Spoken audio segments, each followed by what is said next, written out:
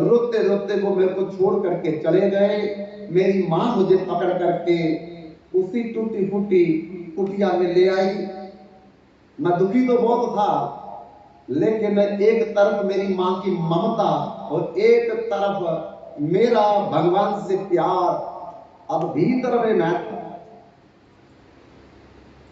एक दिन क्या हुआ, व्यास जी, मेरी माँ जिस घर में काम करती थी उनके गाय का दूध धोने के लिए रात को गई, और जब दूध लेकर के बाल्टी में आ रही थी तो रास्ते में सर्प के ऊपर पान रख दिया। मेरी माँ को सर्प ने डस लिया। मेरी माँ सर्प के डसने से वही मर गई। कुछ लोगों ने देखा, मेरे को आकर के बोला, अरे हरिदास, तेरी माँ का देहांत हो गया। जब मैंने सुना इतनी बात, मेरे को बड़ा भारी धक्का लगा।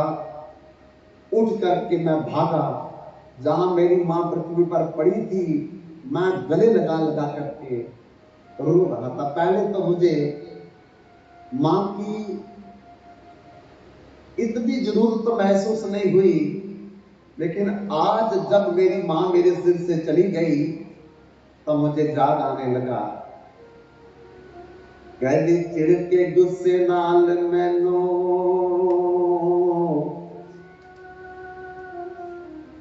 कदी गल दे नाल उला लैंदी, अखियां चो हंझू पूंज मेरे नाल ओ जफ्फी पा लैंदी। मैं उंगली जिस दी फड़दा सी, अज बानी रहनी। मेरा दिल नहीं लगना दुनिया च जद मां नहीं रहनी।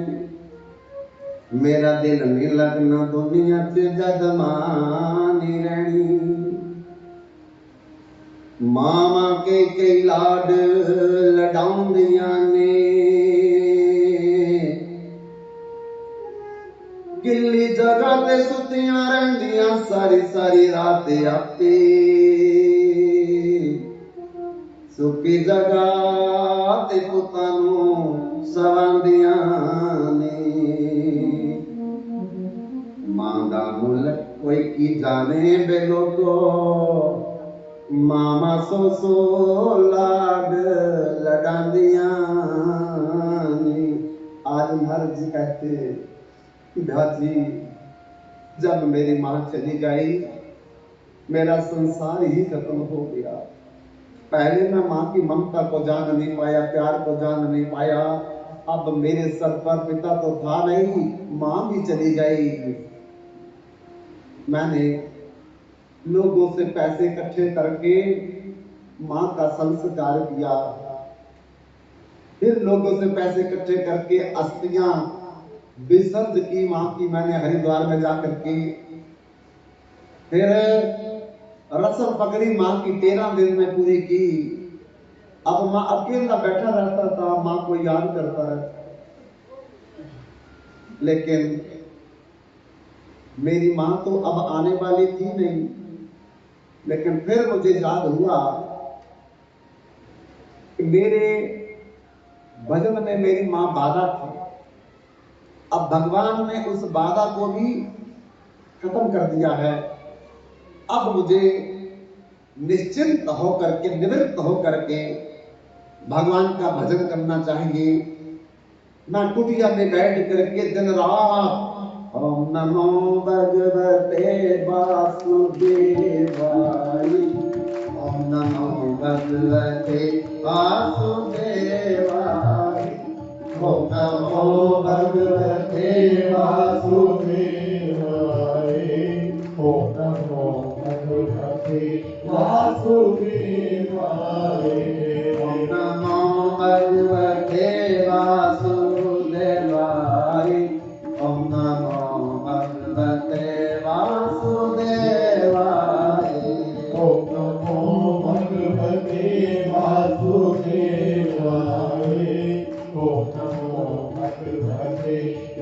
सुरे हे व्यास जी, अपनी कुटिया में बैठ करके दिन रात मैं इसी मंत्र का कीर्तन करता रहता। जब थक जाता तो माला पे इसी का जप करता था।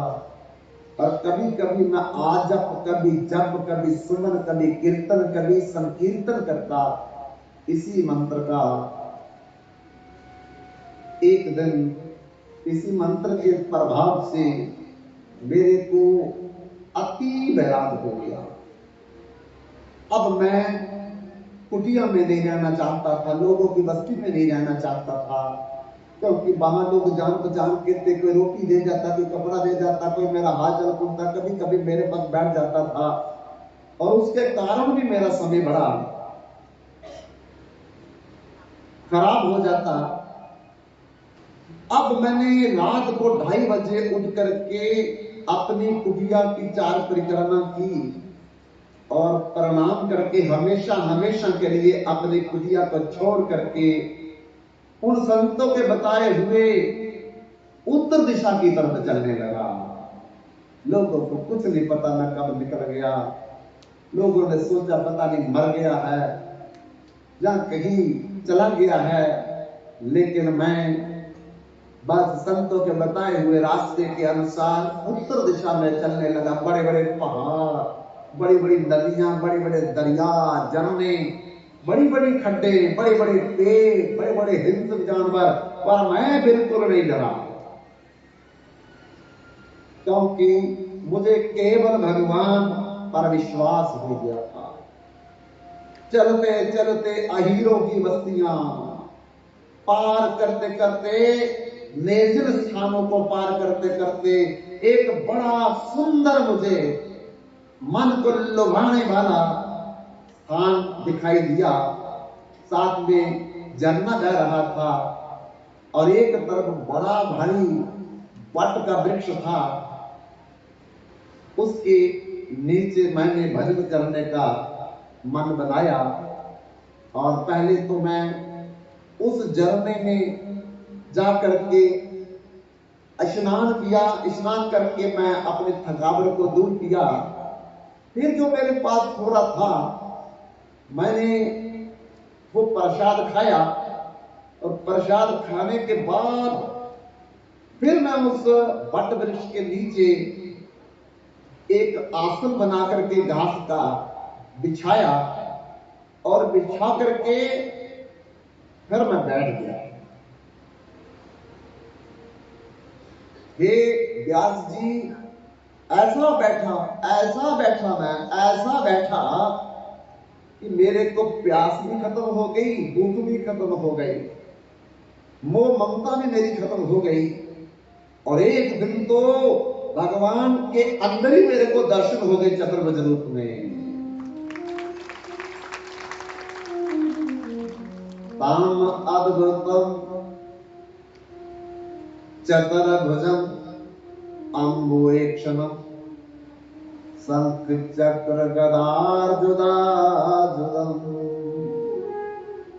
4 भुजा वाली ओ मंदिर में जो भगवान विराजमान है, ऐसे भगवान के मेरे अंदर मेरे को दर्शन हो गया।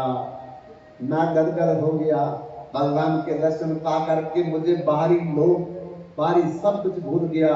मैं बस एक टिक होकर के चतुर्भुज भगवान के दर्शन करता रहा। लेकिन एक दिन क्या हुआ, अचानक भगवान अंतर्धान हो गए। जब भगवान अंतर्धान हो गए तो मेरी हालत बिगड़ गई। सिर मिलाया मैं और उठ बैठा, रोने लगा, चिल्लाने लगा, कहां मोर पद्मलोचन हरि, कहां मोर पद्मलोचन हरि। जिनके लोचन नेत्र पद्म के पंखुड़ी जैसे, वो मेरा भगवान कहां चला गया। मैं बहुत रोया, बहुत रोता, लेकिन फिर मुझे ध्यान करने पर भी भगवान के दर्शन नहीं होते थे। बंधु, अब नारद जी ने आगे क्या किया, और व्यास जी को क्या बताया, एक कथा हम कल आगे आखिरी दिन शुरू करेंगे। लेकिन फिर कारवद निवेदन सारे नूरपुर निवासियों की तरफ से, कल आखिरी दिन है, आइए अभिषेक का दर्शन होगा। आखिरी दिन भगवान का आशीर्वाद मिलेगा, भंडारे का प्रसाद का आशीर्वाद मिलेगा।